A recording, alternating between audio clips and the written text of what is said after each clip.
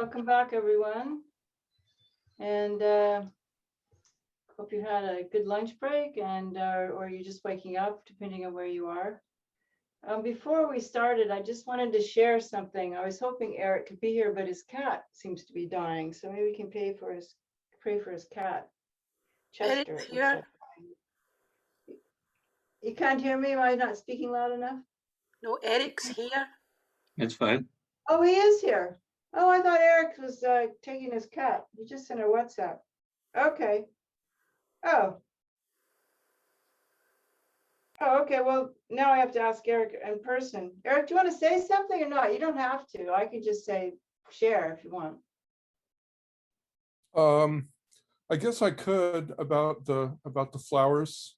Yeah, that would be nice. Okay, well, thanks. When I learned about this from Gelek Rinpoche, he described an interesting story to help us understand how we could use the flowers as part of the protection. And he told a story about that had been conveyed to him by Richard Alpert, who some of you know as Ram Dass. And it was about Ram Dass was visiting his family. He some of us have had these kinds of experiences. But he had taken a substance that gave him unusual experiences. And when he was sitting at the table, he was looking at his family who were engaged in conversation, where it seemed to him that they were like shooting arrows at each other with their words. And when somebody would shoot an arrow at him, he would just in his mind visualize that it would just sort of like melt and fall on the table. And then, so what Rinpoche was saying is that when we fill the space between the rings with the flowers, we can sort of imagine that if any negativities are coming our way, that when they hit the flowers, they just sort of melt and fall on the table like the arrows. And so nothing really can get through in any way to harm us.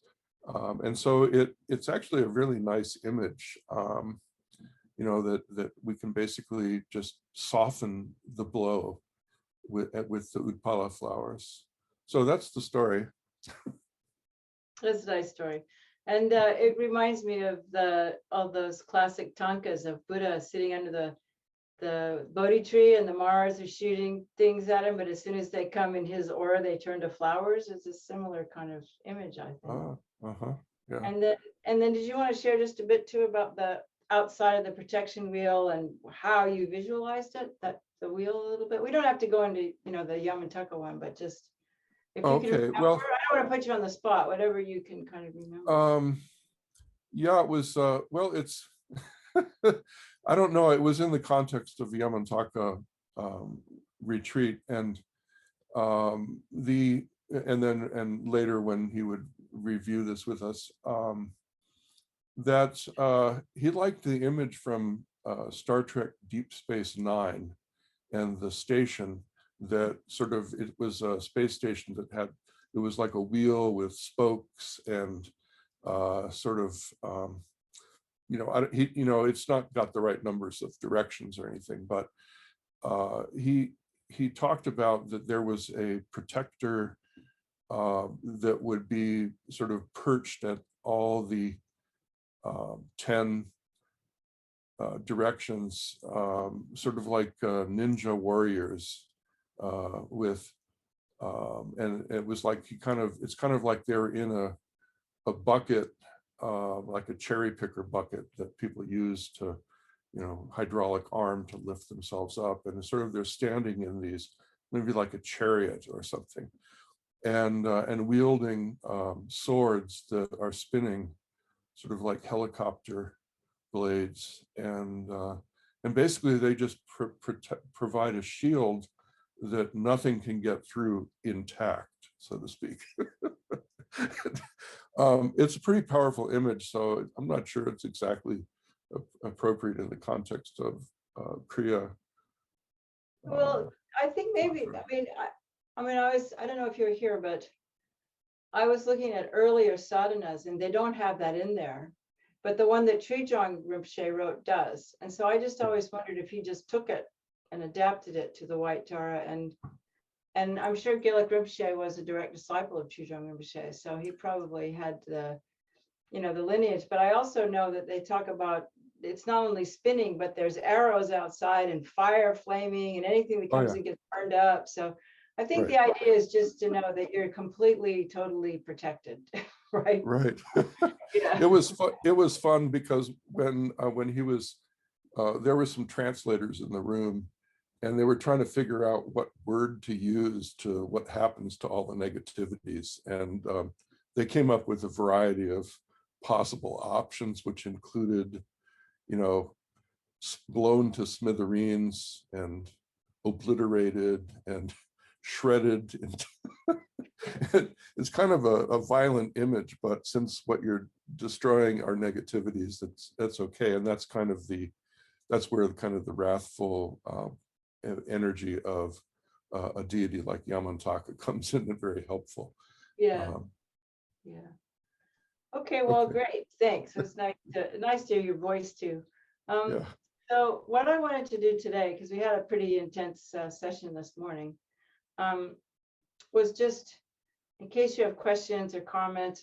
It's 3:10 already, so I thought I'd just kind of go through the sadhana, taking a little bit of space, letting you do your own thing, and kind of checking up and seeing what you remember from what we've done, and just so you can kind of go through it without much of my instructions.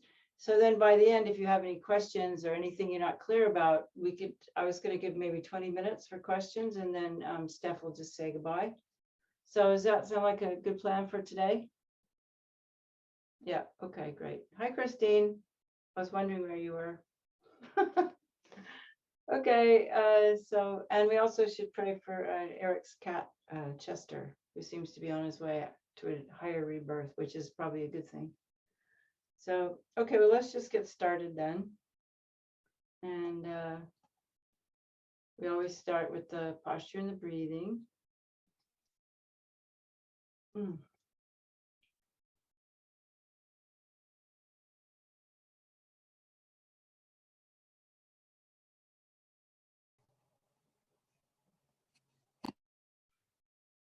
Allowing the belly to relax and the breath to fill the whole belly.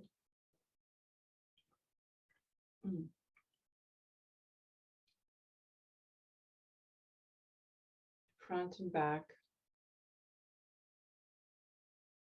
Feeling the breath fill the lungs completely.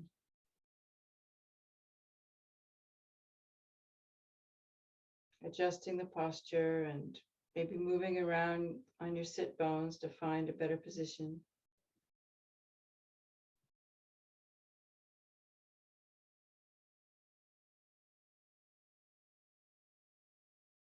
Already we can visualize objects of refuge and sentient beings.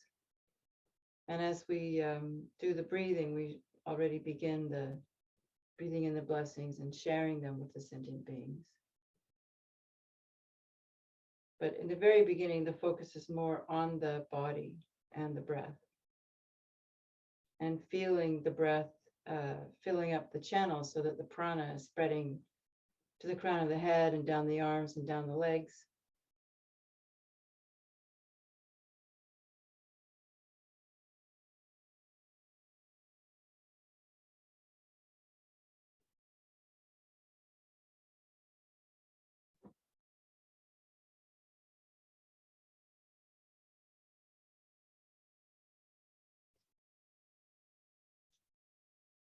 Almost like we're giving ourselves a massage from the inside out. Noticing where there's tension, breathing into that.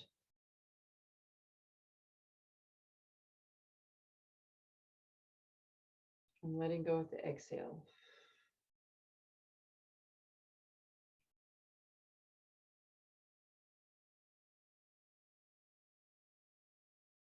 Feeling the sinuses open, especially above the eyes, the whole sinus cavity sort of opening, and the brain, the crown chakra, the pituitary gland. Letting the shoulders slightly lift up and fall back. Opening the inside of the mouth, the tongue touching the roof of the mouth, the jaw relaxing, teeth aren't touching.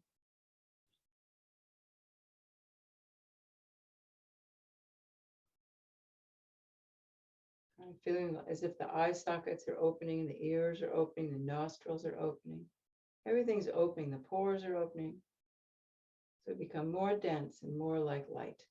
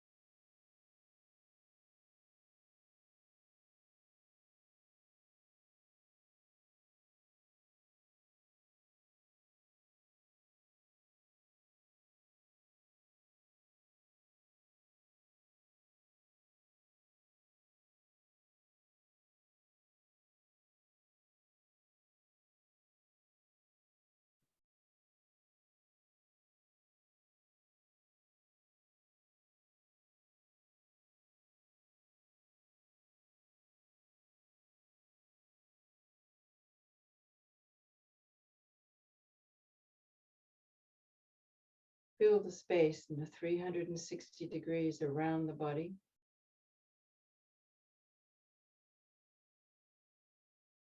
And imagine the body's becoming more like that space.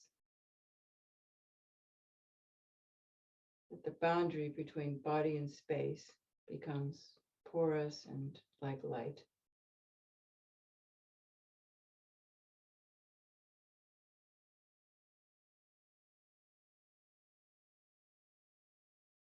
And when we recollect the presence of Mother Tara, there's that line in the Succession Guru Yoga, even remembering my guru dispels all the torment.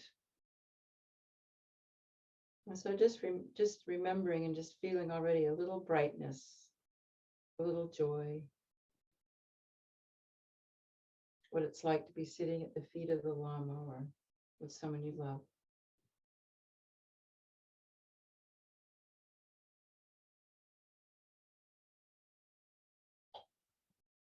And at the same time, recollecting the strong wish for all beings to be liberated.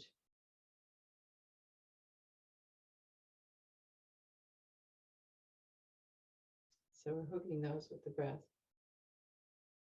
Remembering the causes of refuge,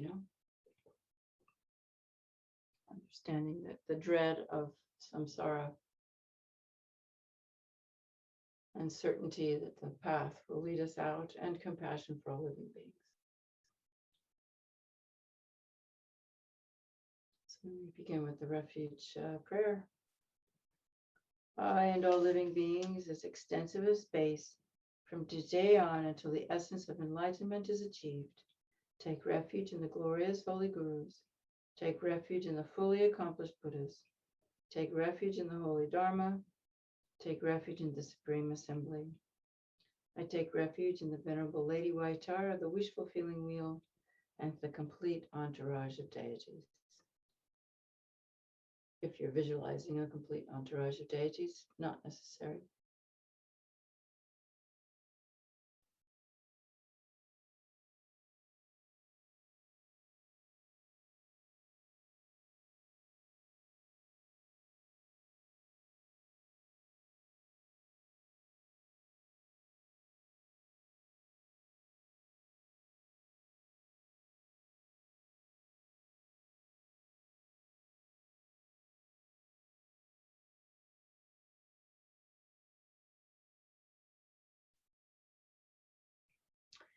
requesting to please bestow your blessings on my mind stream. Namo Gurave, Namo Buddhaya, Namo Dharmaya, Namo Sangaya, Namo Gurave,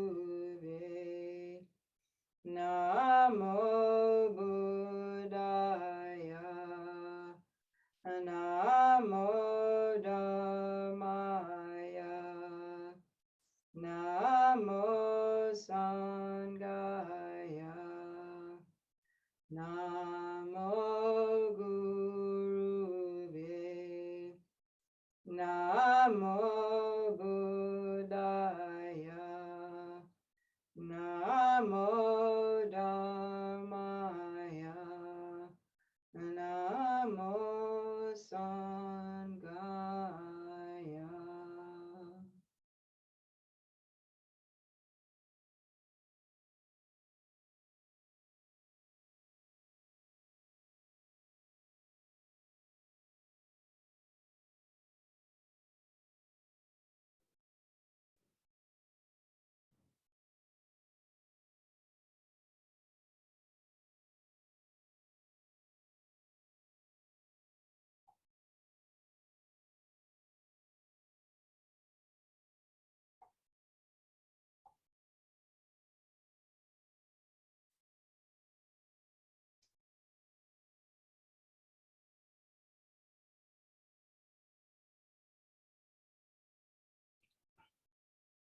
In order to attain the fully accomplished state of a Buddha, for the sake of all living beings, I will enter into the sadhana of white Tara, the wish-fulfilling meal.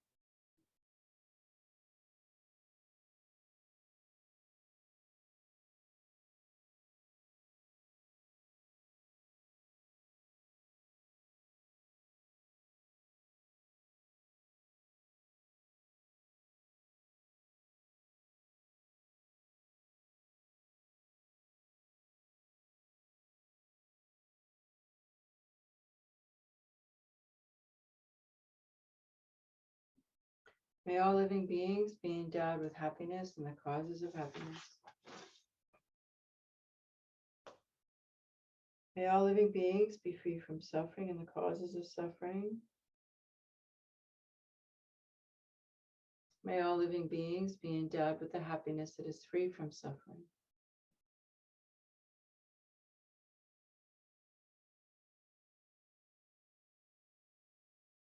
May all living beings remain in a state of equanimity, free of the mind that attaches to the appearance of inherent existence and the object that it grasps.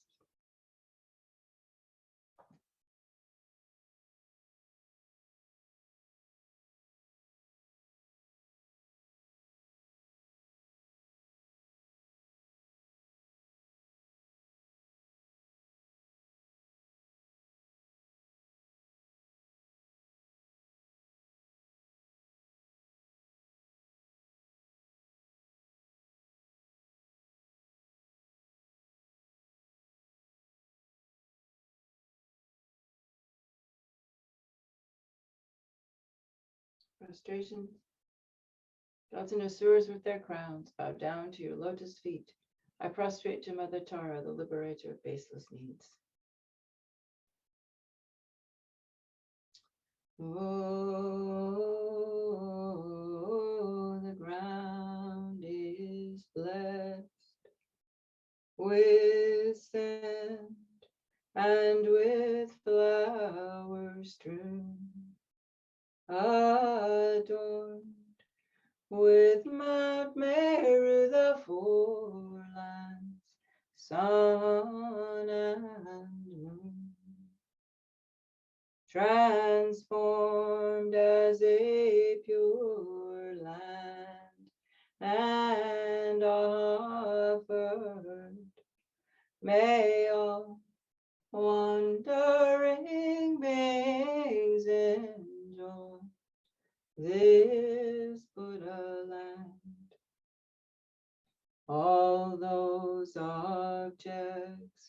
of my mind's three poisons, coveted, friend, foe, and stranger, body, wealth, worldly pleasures, without a feeling of loss, I surrender.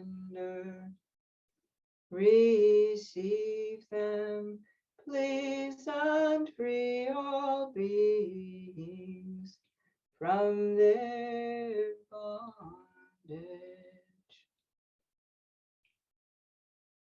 Please, precious Guru, please bless my mind and the mind of all sentient beings to be free from all the wrong views, from incorrect understanding of devotion to the virtuous friend up to the subtle dual union of clear light and illusory body, bliss and emptiness. And please bless my mind and the mind of all sentient beings to gain all the realizations of the path, true devotion, death and impermanence, perfect human rebirth, all the sufferings of the realms, the causes of suffering, cessation, the path,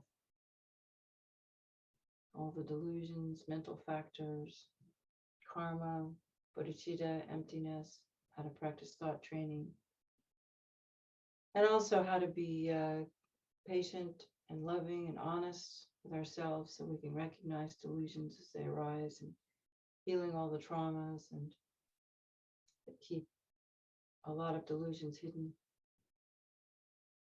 All these things we request, not only for ourselves, all sentient beings, and also to be free from all the outer, inner obstacles and hindrances. Idam Guru Ratna Mandalakam Niryatayami. I take refuge in the three jewels. I regret all my unwholesome deeds. I rejoice in the merit of all beings. I will uphold bodhicitta until enlightenment. I take refuge until complete enlightenment in the Buddha, the Dharma, and the Supreme Assembly. In order to fulfill the purpose of myself and others, I generate the mind of enlightenment. Having generated the mind of enlightenment, I invite all living beings as my guests. I will remain in this excellent conduct of the Bodhisattvas. Thereby may I achieve the state of a Buddha in order to benefit all living beings. So then the merit field, being extremely pleased with our wishes, bestows the blessings of the body, the white light rays and nectars coming from the Om, the crown of Tara to our Om, to our crown.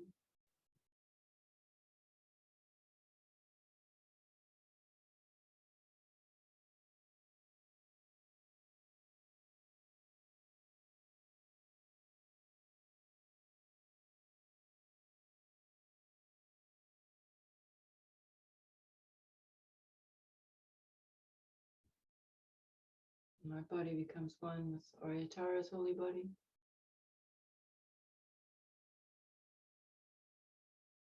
And red nectars and rays pouring into from Tara's throat into my own throat, purifying speech, blessing me with Tara's holy speech.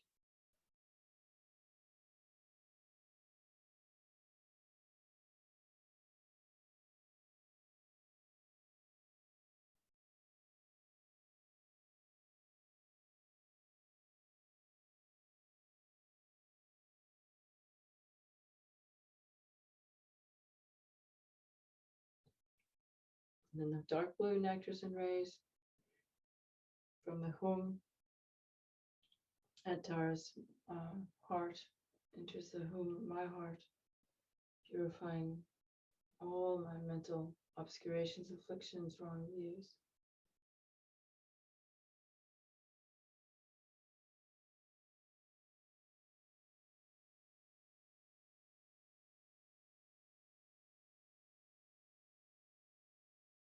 Receive the blessings of Tara's holy body.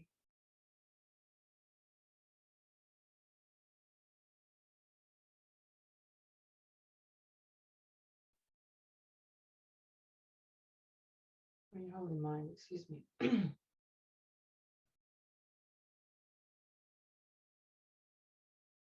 Then all three, purifying any stains that are left, grasping, subtle grasping at inherent existence.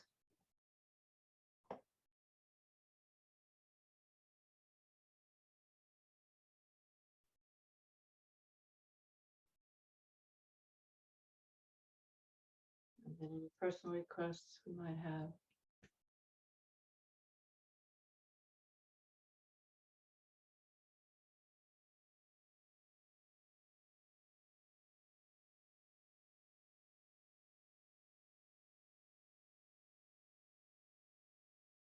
Casting Tara to please come and come and reside in my heart. That I can experience the total blessing of body, speech, and mind of Arya Tara. And then as we do the dissolution, we can think Om Sabhava Shijasava Dhamma Sabhava Shijava.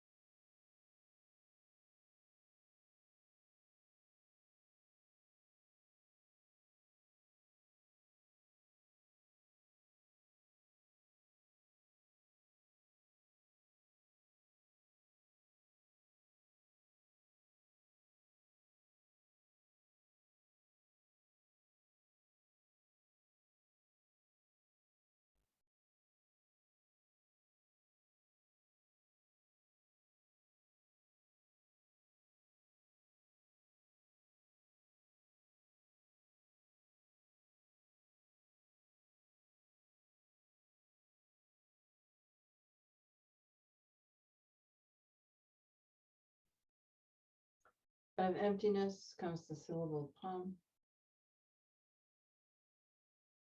which becomes a white lotus, and from a moon disk. On top of that appears a white tum, that emanates rays of light.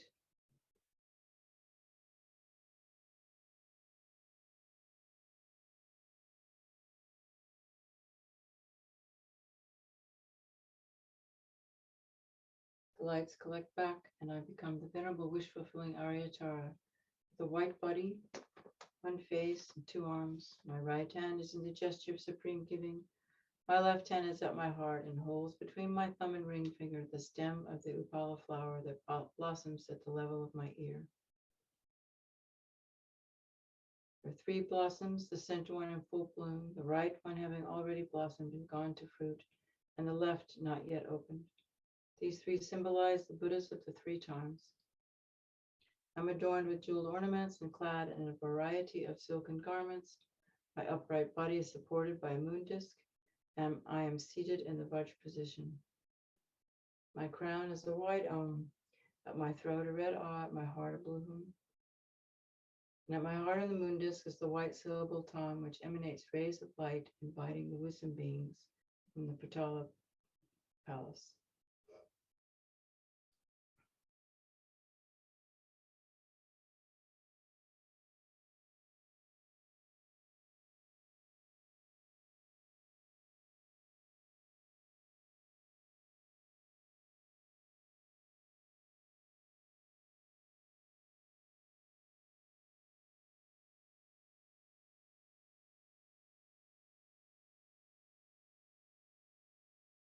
Za, hum, bam, ho.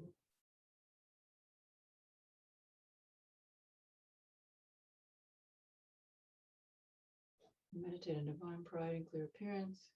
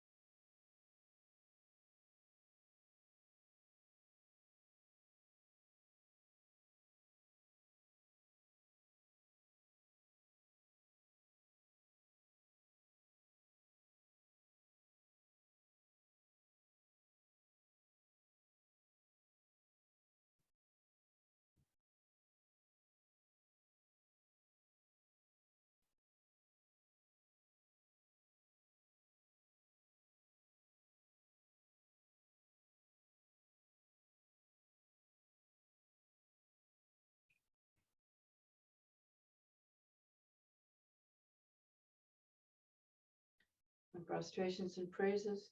I prostrate to Mother Tara, the liberator of beings from existence, the one who liberates from the 8 worldly fears with Tutare, who frees from all illnesses with Ture. All the wisdom, compassion, and activities of the Buddhas appears in the form of the extremely beautiful goddess, to the one who is brilliantly white, who holds an upala flower in her hand, and who bestows longevity and supreme attainments to sentient beings. I bow.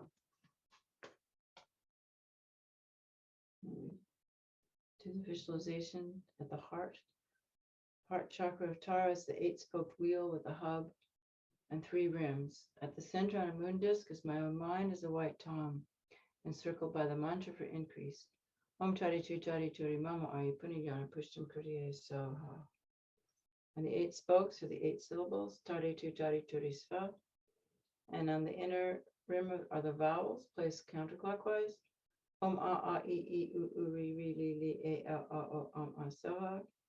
In the middle are the consonants arranged clockwise. Om Kakagagana Chichajana Chichajana Chichajana Papa Papa Yawalawa Shashashasa Soha. And the outer rim is the essence of dependent arising mantra, arranged clockwise. Om Ye Dharma Hetu Prabhava Hejutation Tatagata He Avadatation Chayu Niroda Eva Mari Mahashramani Soha. These are all in the nature of light with dewdrops stream forth from the letters. So then we clarify that visualization.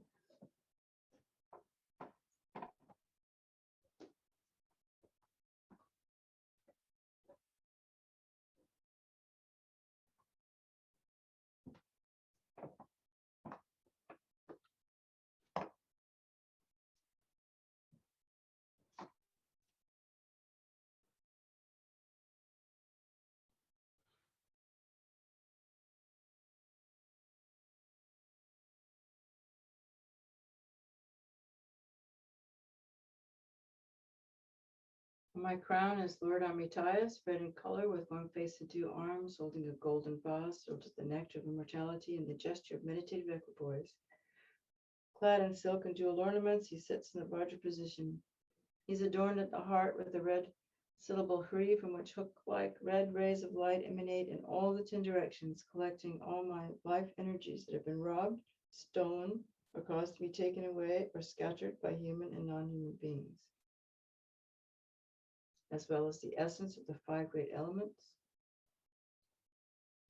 and the life, energies, and merits of all living beings, the brilliance and dignity of the three worlds, and so forth.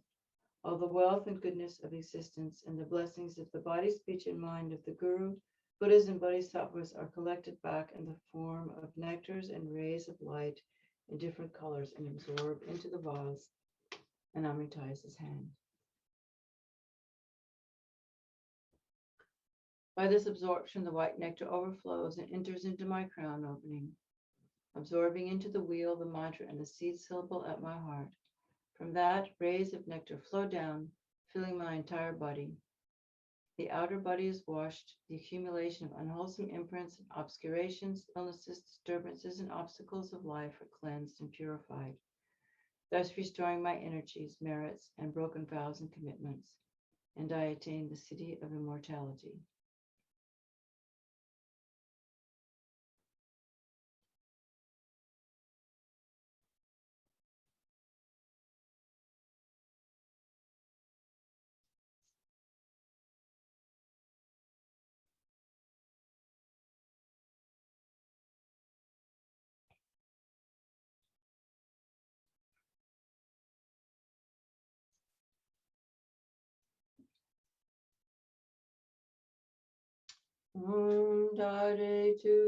Dare tu re mama ayu puni jnana pushtim kriye soha.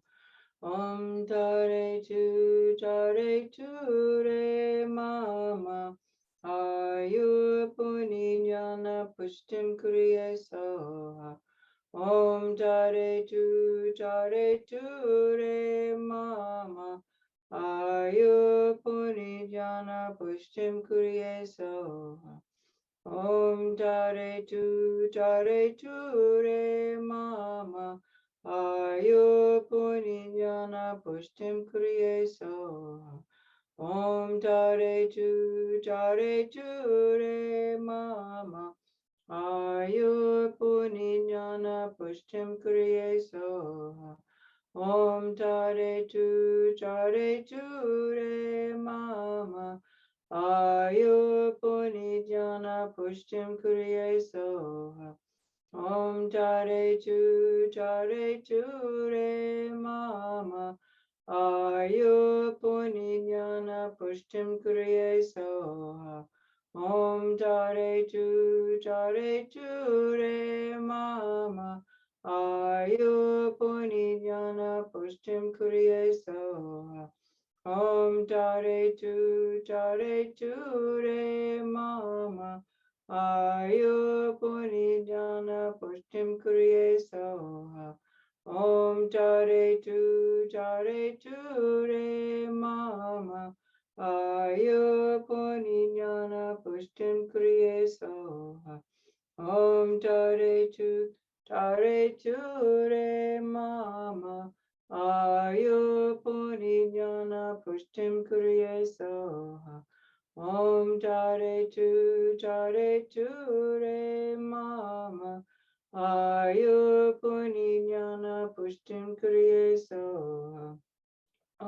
Dare tu re mama. Ayu Puni Jana Pushtim Kriye Soha. Dare tu re mama. Ayu Puni Jana Pushtim Kriye Soha. Dare tu re mama. Ayu Puni Jana Pushtim Kriye Soha. Dare tu re mama. Ayu Puni Jana Pushtim Kriye Soha. Dare tu re mama. Ayu Puni Jana Pushtim Kriye Soha. Dare tu re mama. Ayu Puni Jana Pushtim Kriye Soha. Dare tu re mama. Ayu Puni Jana Pushtim Kriye Soha. Dare Tare ture mama ayu puninyana pushtim kriye soha. Om tare tu re mama ayu puninyana pushtim kriye soha. Om tare tu re mama ayu puninyana pushtim kriye soha. Om tare tu re mama ayu puninyana pushtim kriye soha. Om tare tu re mama ayu puninyana pushtim kriye soha. Om tare tu re mama ayu puninyana pushtim kriye soha. Om tare tu re mama ayu.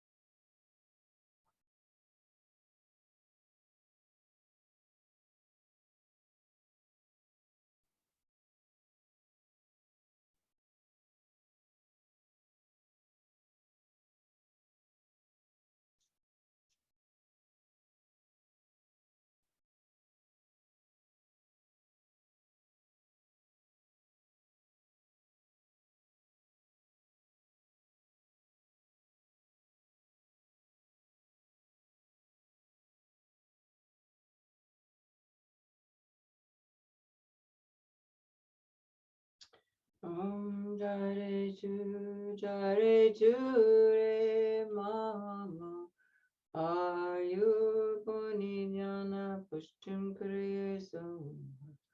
Om Jare Jure Mama Ayurvani Jnana Pushtim Kriya Soha. Om Jare Jure Mama Ayurvani Jnana Pushtim Kriya Soha.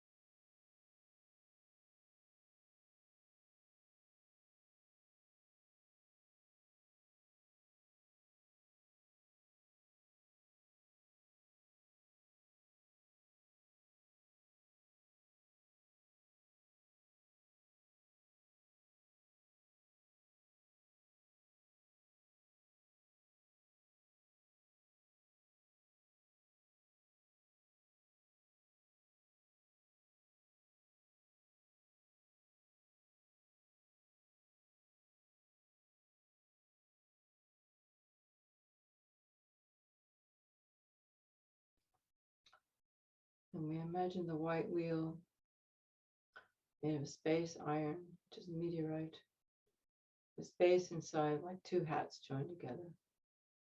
The 10 spokes above and below, and in the 8 directions, have very sharp points turning clockwise in an extremely fast speed, thereby cutting into pieces all obstacles. Tongues of flames of light rays burn and swirl, going out from the spokes. Thus, all disturbing forces are completely burnt like feathers in the fire.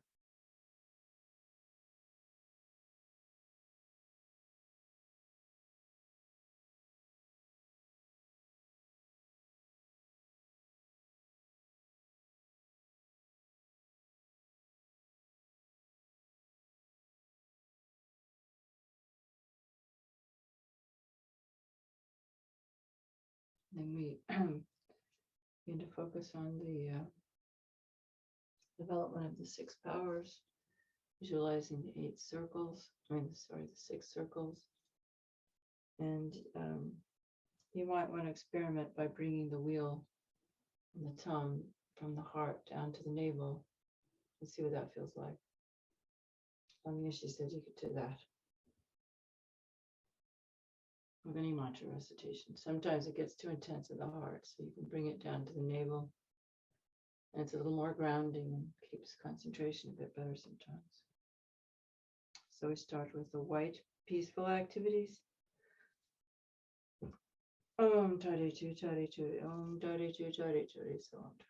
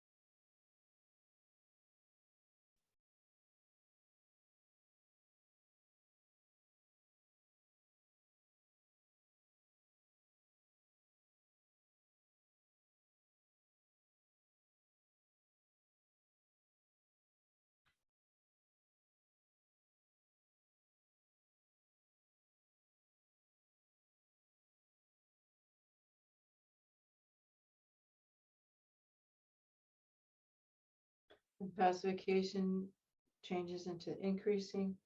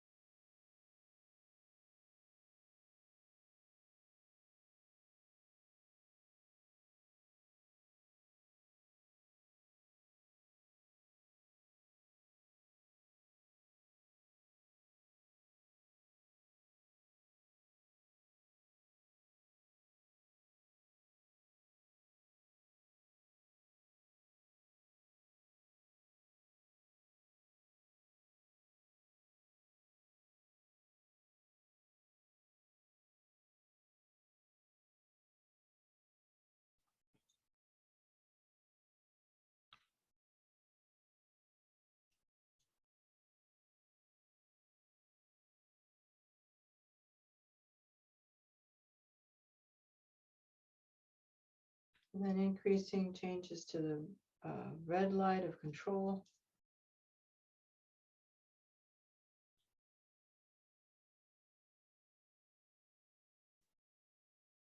Sometimes called magnetizing.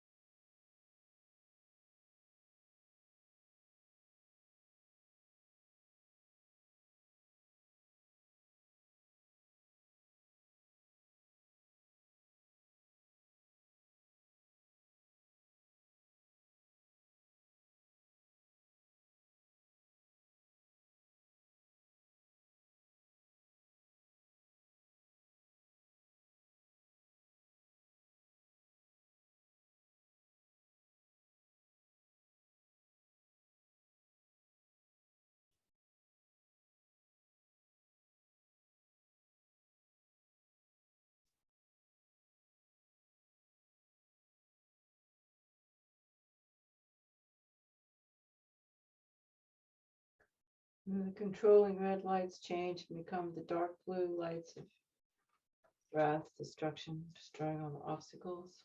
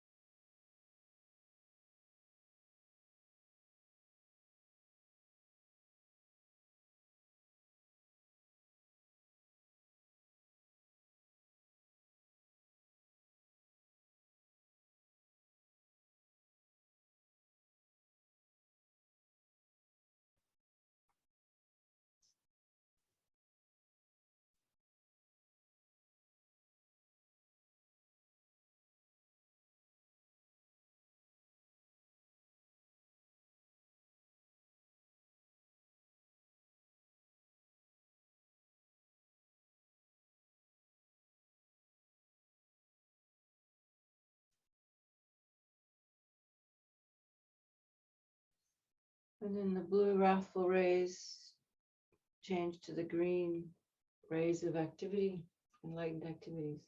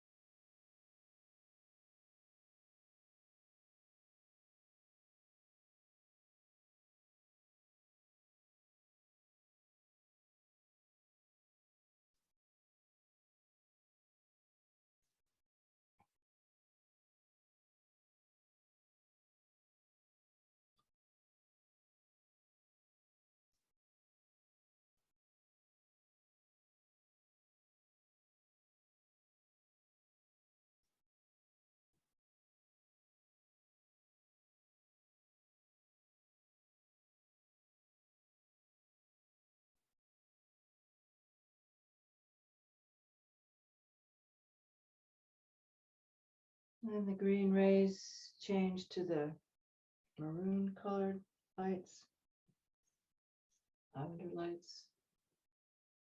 It's bringing about stability.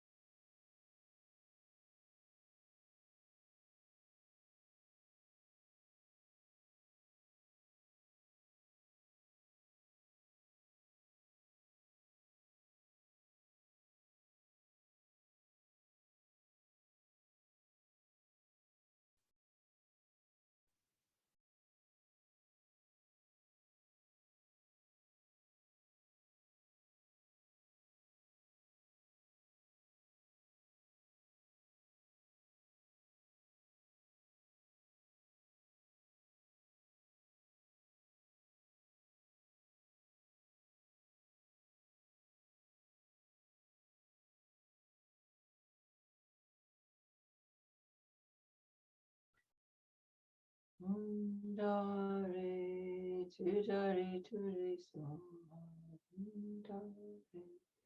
Tudare, ture, so. Tudare, ture, so.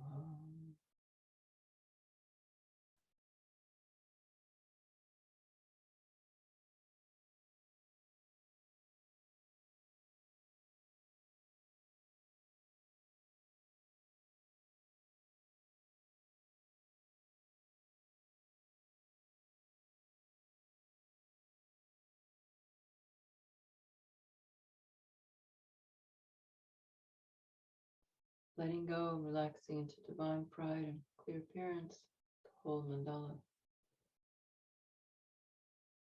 Just letting go and be. We are just satisfied with whatever comes.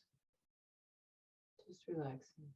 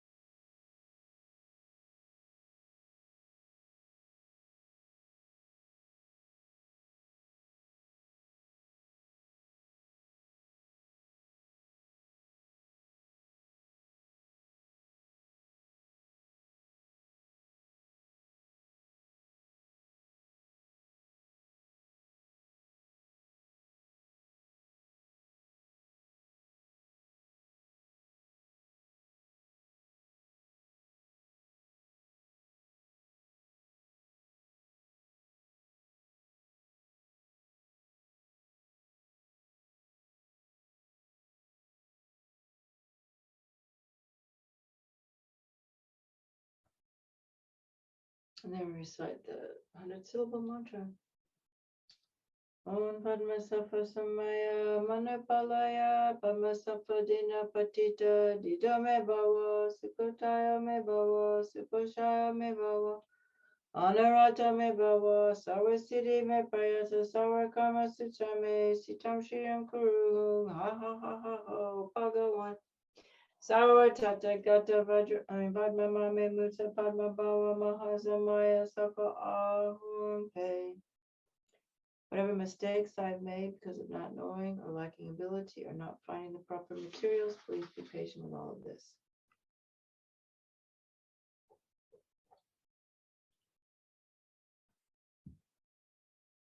Offerings. Om, to the supremely noble goddess, I offer actual and imaginary substances. Water for drinking and bathing, flowers, incense, lights, perfume, food and music. The outer, inner, secret, and suchness offerings, the pleasures of the five senses, auspicious symbols, all the prosperity and magnificence of gods and humans, Samantabhadra's oceans of offering clouds.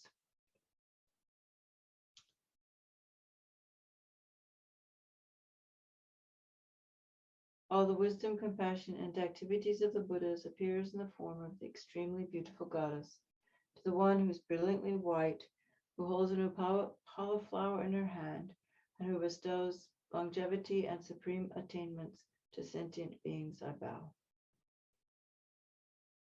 Since mother sentient beings are unaware that they themselves are the Dharmakaya, their minds are navigated by afflictive emotions as they wander adrift through cyclic existence.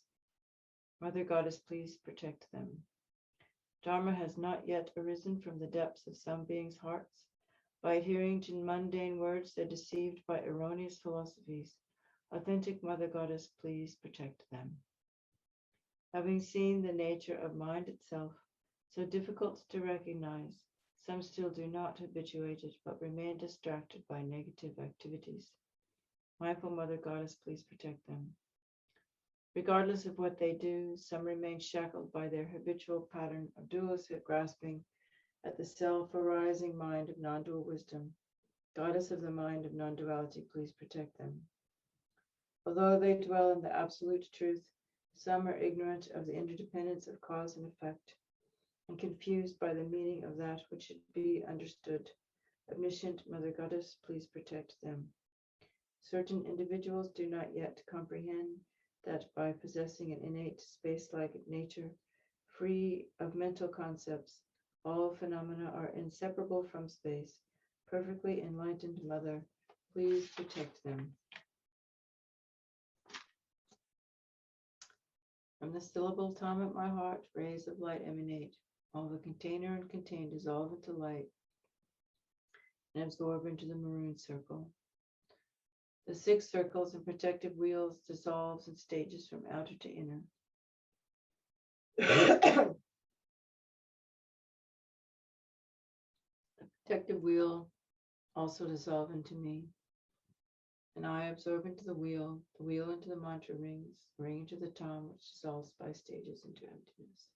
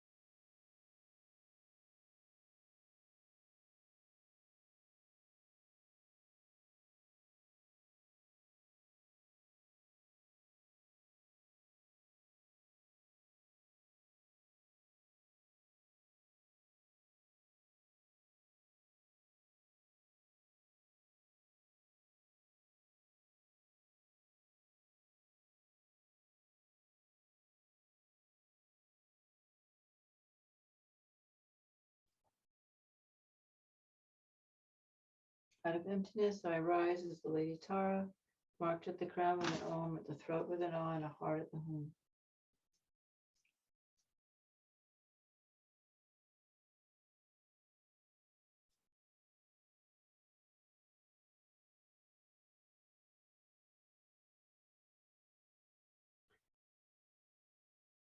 Please reside in these images.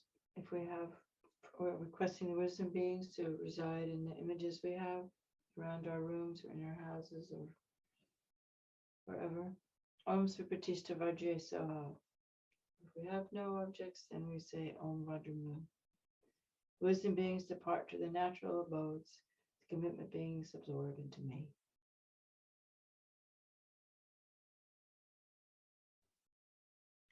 To the merit collected by this practice, may I quickly attain the state of the wish-fulfilling Aryatara. May I lead all living beings without exception to her state of enlightenment. When the signs of untimely death appear, by instantly seeing the form of the wish-fulfilling wheel, the power of the Lord of Death is eliminated. May I swiftly attain the state of a knowledge holder of immortality. Through the roots of merit accumulated by this meditation, recitation, praises, and offerings to the Venerable Tara, may all obstacles, interferences, evils, and disturbances be pacified, and may I enjoy the glory of immortality. By merely seeing your body, hearing your speech, and remembering you, all signs of untimely death are destroyed. In all my lifetimes, may I be guided by the Venerable Tara. May I be able to enjoy the holy Dharma. May I always be protected and have lifetimes where I can be guided by perfect gurus of good mind and body for studying, contemplating, meditating, for gaining realizations, with good supportive friends and all the outer conditions necessary. May I always see bad conditions as beneficial, as ways to practice patience and utilize all experiences into the Dharma. Not grasping too strongly at pleasure or rejecting pain. As best as we can, transforming every action of body, speech, and mind into creating the causes for enlightenment, based on a very strong wish to have all sentient beings. May I swiftly attain the activities of pacification, increased power and destruction, the 8 cities, and so forth. May I quickly attain all the common and supreme attainments, and may all my hopes and wishes be spontaneously fulfilled. Whoever holds the sweet dew of nectar of immortality, the sadhana of the white upala flower in the palms of their hands respectfully, Aryatara will rejoice in that fortunate being. And in remembering the fortunate beings we know, His Holiness Dalai Lama, Jizopa Rinpoche, Arkenton Rinpoche, and Geshe Tashi, all of our gurus, all of our teachers, Kadrula, holding them in our hearts and imagining them full of vitality and long life energy, praying for their long lives and for all their holy wishes to be fulfilled. And for the Dharma centers to have all the physical, monetary, and human resources they need, and understanding and wisdom and guidance.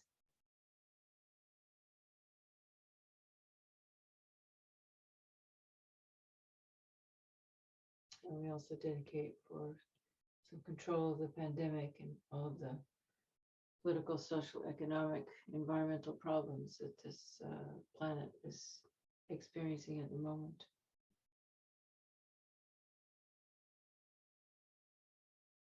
Sometimes things have to get bad before they get better. Let's just pray they get better.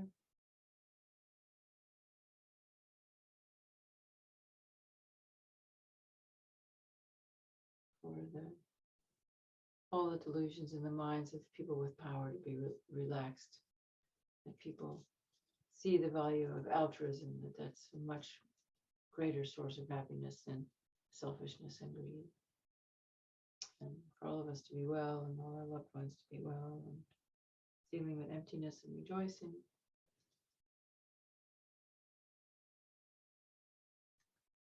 And I thought, if anyone else has something they'd like to dedicate, we didn't have a prayer list this time. So if you'd like to just, I suppose, just unmute yourself, and if you have something you want to dedicate for that we didn't cover.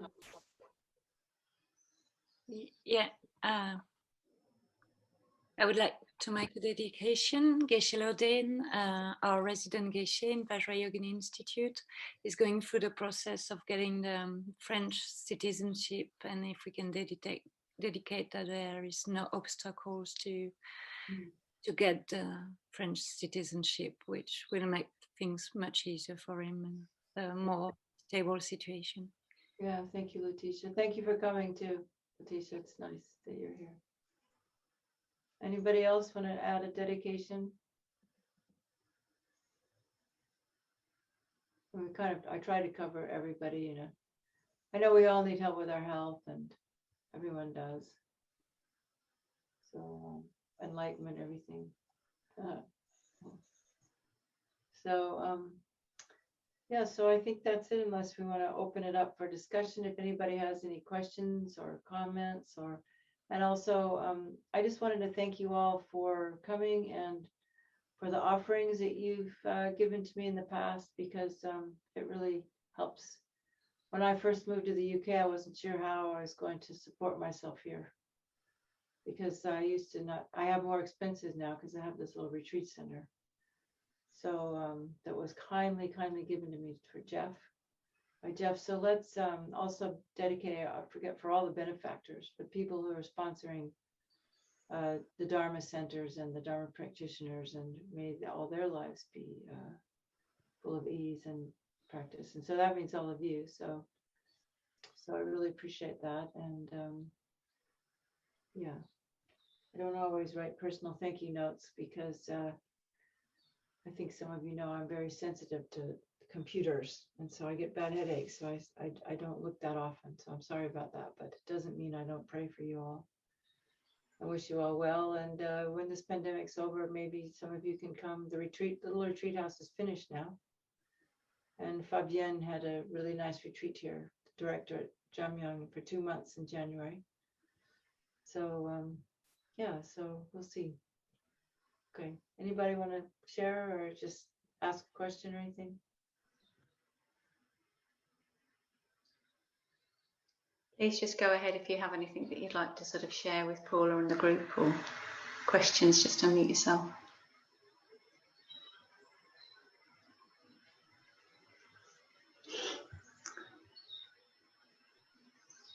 Okay. Doesn't seem like. Okay. No. Oh wait. Go on, Michelle. Yeah, sorry. Sorry. Yeah, you mentioned when we were doing the circles of colors that the red is sometimes called like a magnet. Could you Yeah, I think explain it's why? like magnetizing is like bring things to you, like bringing things under Mhm. control, like a magnet would Hmm. suck things to you, you know, sort of like. Well, Yeah. unless you guys want to go away, I thought if there was more time, I could finish reading to you the Ganges Mahamudra just for the imprints. Anne, I think, had a question or something. She raised her hand. Paula, do you want to go with that first? Oh, okay, Anne? Go ahead, Anne. I just wanted to say how I'd really enjoyed the practice and how spacious I found it. And it's made me realize how tight I've got with some of my other practices. So I think from doing this, I can then look at my other practices differently as well. So thank you very much indeed for that. Yeah, we get way too tight in all these practices because you know, Tibetan minds are very spacious. So space is very good. Relaxation is very helpful. Well, thank you for mentioning that. I'm glad to hear that. Please bring all that into your other practices. Yeah. Anybody else? Because we can just go to, you know. Seems like it. I just like, can you hear me, Ninji? Yeah. Hi, Is Victoria. Yeah, Yeah. hiya. I'd just like to say that, you know, I'm looking after someone, an elderly person, and I got called off through it, but I was able to come back. And he was so excited. He said, my knee's better, my knee's better. He was calling out to me, had got no pain. So something happened here today, a miracle. That's great. You know, this is White Tara, I guess. No, it's a very powerful practice. Yeah, it was wonderful. It was lovely. That's good. So yeah, I So that was, and the other thing was about the flowers. I remember being told that that you know, when a realized being dies, and sometimes they will create flowers coming from the sky, and I just saw purity, and it was just like, it's a form of, for me it's like a form of purity. So and when those flowers drop, you know, and actually they're recognized as realized beings, yeah, through that. Yeah. Well, I forgot to tell you too. Today I went out into the greenhouse, and my first tulip appeared. I planted a few tulips, and it's a beautiful white tulip. So I thought that was kind of cool. Very auspicious. It's not easy to grow flowers in this part of the world, at least not for me anyway. And today, to finish all this off, we have the most beautiful, glorious, sunny, clear sky, sunny day. And me too, a plant that I had, a rose that I had indoors that they really never really grow, but one white rose, and it just came out in full bloom like yours. It was just amazing. So thank you so much, Paula. You know, it's just amazing. And thank you to Faye and Steph and everybody at Land of Joy. So I guess that's it.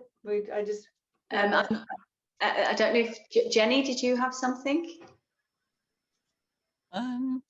Just very briefly, I just wondered whether anybody, out of the corner of my eye, I wondered if anybody else noticed that on your white Tara, you know, I guess you've got some crystals and the rainbow light sometime in the background, and a couple of times I just noticed that there was this rainbow light filling the image of white Tara, and it was just absolutely amazing, sort of outer and inner, and so I noticed that too.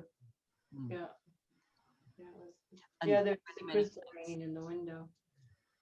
So okay, well, thanks, Jenny. Charlotte, did you? I noticed your hand go, Charlotte. And Dikili, I'll come to you afterwards. Yeah. And just a reminder that we do hold a White Tara practice once a month.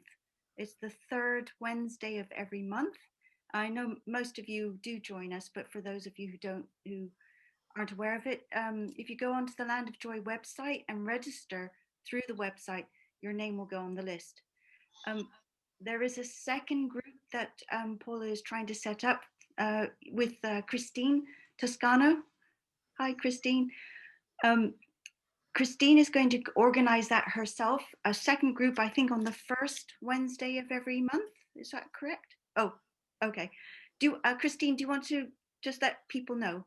Yeah, I cannot. I really would love to host it a second day of the month, but I cannot do Wednesdays. I teach on that day, and so Eric also has offered to do this with me, and we will host on Tuesdays at the same time, if that would work. The first Tuesday of every month.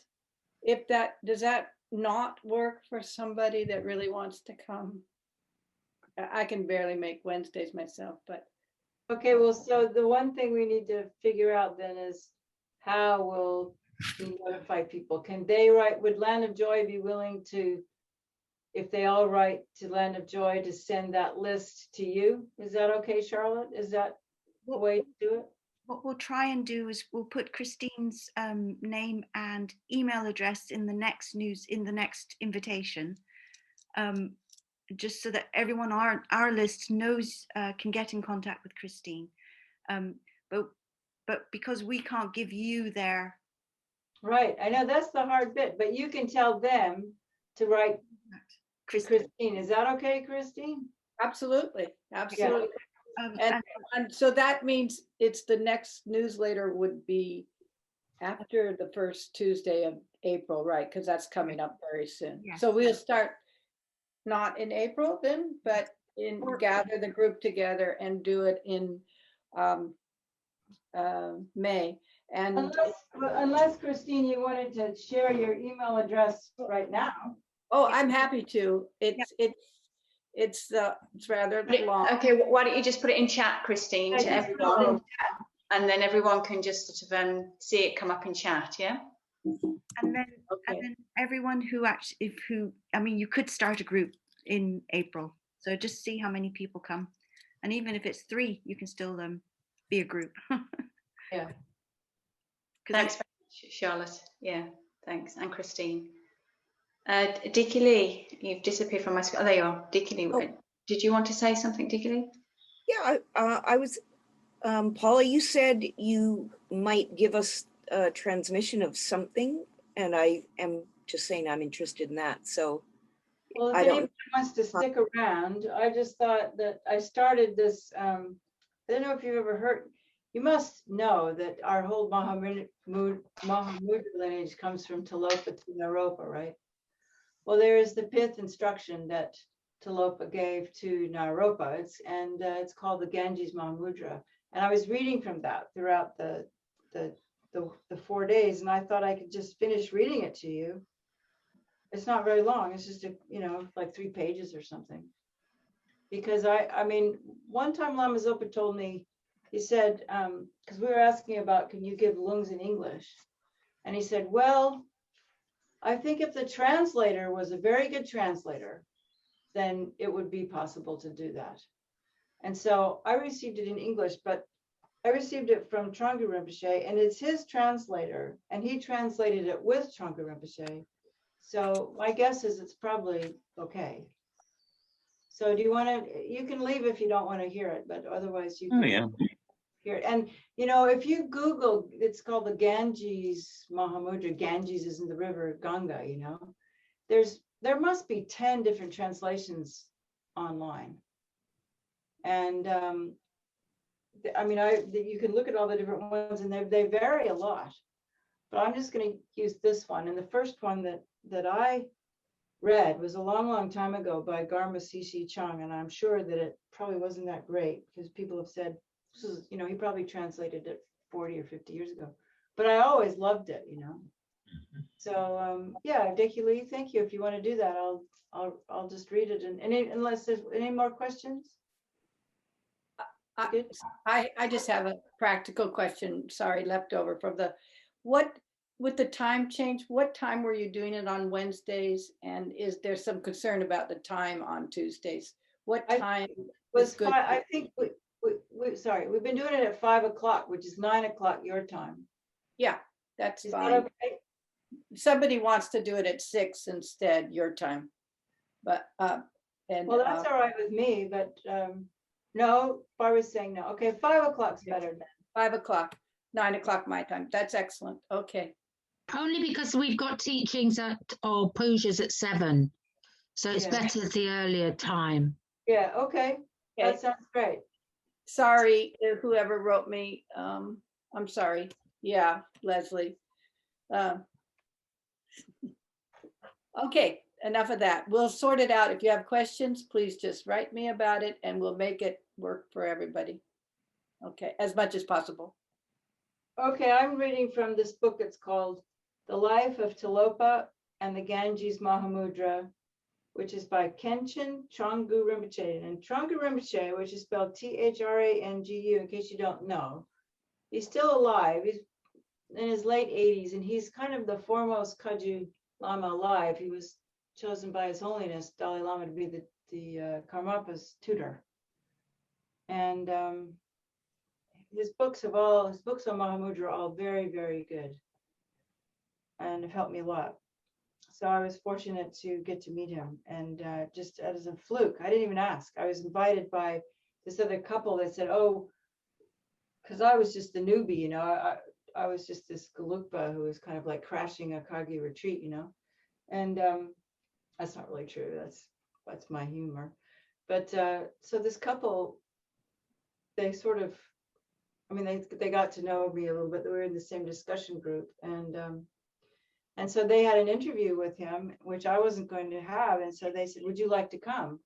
And I said, yeah, it was in that interview that this was given. And so I was like, wow, what incredible good karma. I've been wanting this for like 40 years, you know, or maybe 30 back then. This was in 2009. So I'll just read it.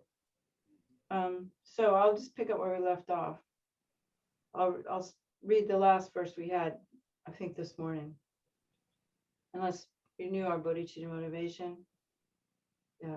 And think of Tiloka there, you know, and Naropa, and all the lineage lamas. The body is without meaning, empty like a bamboo stalk. The mind is like the midst of space. It is inconceivable. Rest relaxed within that, without letting it go or placing it. Rest relaxed in that state without sending it out or placing it in, letting it go or attempting to place it. If mind has no direction, it is Mahamudra. With this, you will attain unsurpassable awakening. Those who follow Tantra and the vehicle of the Paramitas, the Vinaya, the Sutras, and the various teachings of the Buddha, with an attachment for their individual textual traditions and their individual philosophy, will not come to see luminous Mahamudra. Because the seeing of that luminosity or clear light is obscured by their intention, and attitude. The conceptualized maintenance of vows actually causes you to impair the meaning of samaya. Without mental directedness or mental activity, be free of all intentionality. Thoughts are self-arisen and self-pacified like designs on the surface of water. If you do not pass beyond the meaning, which is not abiding and not conceptualizing or focusing, then through not passing beyond that, you do not pass beyond or transgress samaya. This is the torch which dispels all obscurity or darkness. If free of all intention, you do not abide in extremes, you will see without exception the meaning of all the Buddha's teachings or of all the sections of the Buddha's teachings. If you rest in this, you will be liberated from the prison of samsara. If you rest evenly within this, all of your wrongdoing and obscurations will be burned. This is called, for those reasons, the torch of the doctrine. Foolish people who have no interest in this will only be continually carried off by the river of samsara. Those foolish people experiencing intolerable suffering in lower states of existence are worthy of compassion. Wishing to attain liberation from intolerable suffering, rely upon a wise guru. When the guru's blessings enter your heart, your mind will be liberated. Those things of samsara are meaningless or pointless, the cause of suffering. And since all of these things that have been done or made are pointless, look at that which is meaningful. If you are beyond all grasping at an object and grasping at a subject, that is the monarch of all views. If there is no distraction, it is the monarch of all meditations. If there is no effort, that is the monarch of all conducts. When there is no hope and no fear, that is the final result, and the fruition has been attained or revealed. It is beyond being an object of conceptual focus, and the mind's nature is lucidity. There is no path to be traversed, and yet in that way you enter the path to Buddhahood. There is no object of meditation, but if you become accustomed to this, you will attain unsurpassable awakening. Thoroughly examine mundane things or the things of the world. If you do, you will see that none of them persist. None of them are capable of permanence. And in that sense, they are like dreams and magical illusions. Dreams and magical illusions are meaningless. Therefore, generate renunciation and abandon mundane concerns. Cut through the bonds of attachment and aversion towards those around you and your surroundings. Meditate in isolated retreats, forests, and so forth, living alone. Remain in that state without meditation.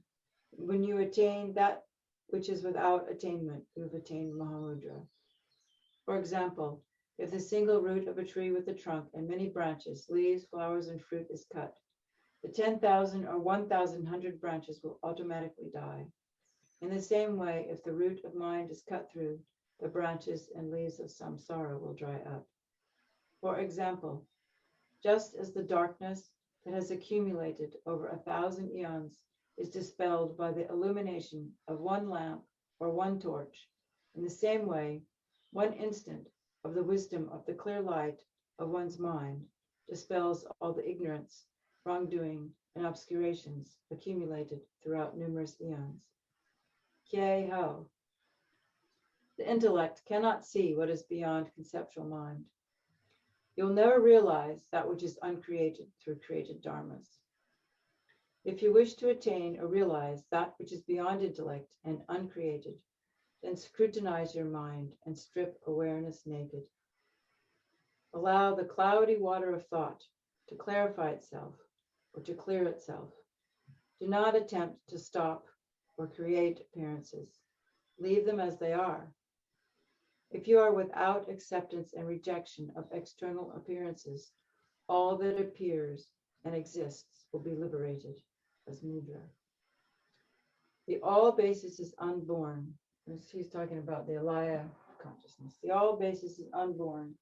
Without unborn all basis, abandon or relinquish habits, wrongdoing, and obscurations. Therefore, do not fixate or reckon. Rest in the essence of the unborn or in the unborn nature. In that state, appearances are fully apparent. But within that experience of vivid appearances, allow concepts to be exhausted or to dissolve.